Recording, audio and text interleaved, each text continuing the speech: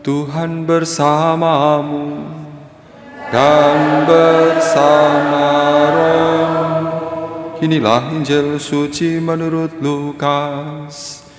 Dimuliakanlah Tuhan. Ketika Yesus datang ke Nazaret, ia berkata kepada umat di rumah ibadat, "Aku berkata kepadamu, sesungguhnya tidak ada nabi yang dihargai di tempat asalnya. Tetapi aku berkata kepadamu, dan kataku ini benar. Pada zaman Elia terdapat banyak janda di Israel, ketika langit tertutup selama 3 tahun 6 bulan, dan ketika bahaya kelaparan yang hebat menimpa seluruh negeri. Tetapi Elia diutus bukan kepada salah seorang dari mereka, melainkan kepada seorang janda di Sarfat di tanah Sidon. Dan pada zaman Nabi Elisa, banyak orang kusta di Israel, tetapi tidak ada seorang pun dari mereka yang ditahirkan, selain daripada Naaman, orang Syria itu." Mendengar itu, sangat marahlah semua orang yang di rumah ibadat itu. Mereka bingung, lalu menghalau Yesus keluar kota dan membawa dia ke tebing gunung, tempat kota itu terletak, untuk melemparkan dia dari tebing itu. Tetapi Yesus berjalan lewat dari tengah-tengah mereka, lalu pergi. Demikianlah sabda Tuhan. Terpujilah Kristus. Bapak, saudara-saudara yang dikasihi Tuhan, seringkali kita untuk mencari nasihat, untuk mencari bimbingan, pergi kepada orang-orang yang kita anggap pandai dan pintar, atau orang yang punya kedudukan tinggi, itu punya kuasa untuk memerintah dan bawahannya akan taat mematuhinya. Kecenderungannya demikian. Berbeda kalau lalu nasihat atau permintaan diberikan oleh orang yang sederhana, orang yang biasa saja, orang yang tidak diperhitungkan dalam kehidupan sosial. Lalu seringkali kalau diingatkan oleh mereka, membuat kita menjadi jengkel dan marah, atau kita tidak peduli atas nasihat mereka.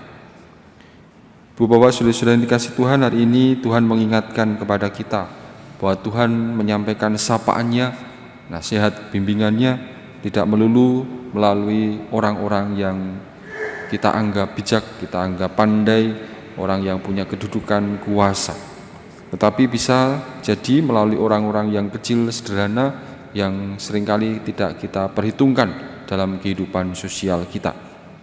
Dalam bacaan pertama tadi, Naaman ketika meminta mencari obat, dia justru dituntun atau diminta untuk pergi dari seorang anak perempuan dari negeri Israel. Lalu juga bagaimana ketika ia berjumpa dengan Nabi Elia dan diminta untuk membasuh dirinya di sungai Yordan, tadinya ia jengkel. Lalu pelayan-pelayannya yang mengingatkan sang Naaman ini untuk mau menuruti perintah Nabi Elisa ini. Akhirnya dia pun sembuh melalui orang-orang yang sederhana. Dalam bacaan Injil justru ditampakkan sebaliknya. Yesus ditolak oleh orang-orang dari Nazaret, tempat asalnya. Bisa jadi orang-orang Nazaret tahu siapa Yesus.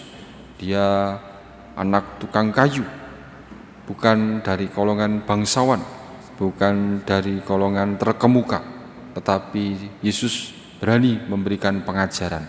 Itulah yang membuat orang-orang Nazaret menjadi marah dan gusar, merasa tidak nyaman, dan bahkan hendak melemparkan Yesus ke tebing. Ibu, Bapak, saudara-saudara yang dikasihi Tuhan, maka bagi kita diingatkan bahwa Tuhan bisa menyapa melalui siapa saja, melalui orang-orang yang ada di sekitar kita. Tinggal bagaimana kita membuka hati untuk menerima dan mengikuti atau menimbang-nimbang mengikuti apa yang menjadi kehendak Tuhan itu. Yang penting adalah bukan siapa yang menyampaikan, tetapi pada isi apa yang disampaikannya itu. Dan kalau itu memang baik, tidak perlu merasa kita jengkel, marah, tetapi baik kalau kita lalu bisa mau mengikuti.